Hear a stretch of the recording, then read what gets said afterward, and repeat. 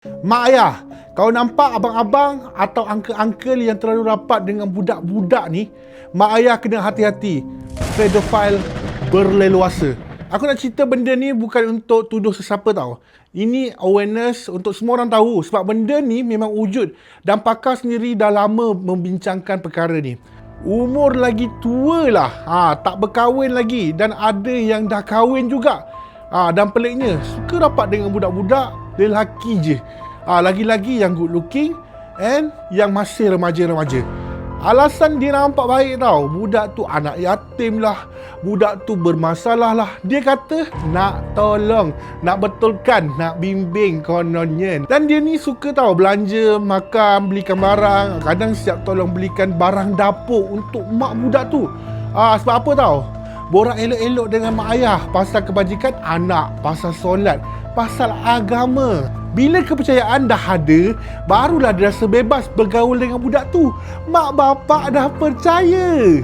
Tapi kadang-kadang kawan sebaya dia yang ajak, tu tak nak lepak, busy, banyak alasan. Tapi bila lepak dengan budak, semangat. Mesti selalu ada. Pakar panggil tingkah laku ni sebagai grooming. Kadang-kadang orang dewasa macam ni boleh menunjukkan tingkah laku grooming. Pakar keselamatan dan psikologi kanak-kanak dah bincang dan ia sering dikaitkan dengan kecenderungan pedophile. Dan yang lebih membimbangkan, pakar juga disebut sasaran selalunya kanak-kanak yang kurang perlindungan. Yelah, macam anak yatim, ada masalah family dan lain-lain. Dan groomer memilih mangsa secara rawak. Sebab tu dalam Islam, amanah terhadap kanak-kanak ni berat. Allah juga dah berfirman, Ya ayyuhallazi amanu ku anfusikum wa ahlikum nara.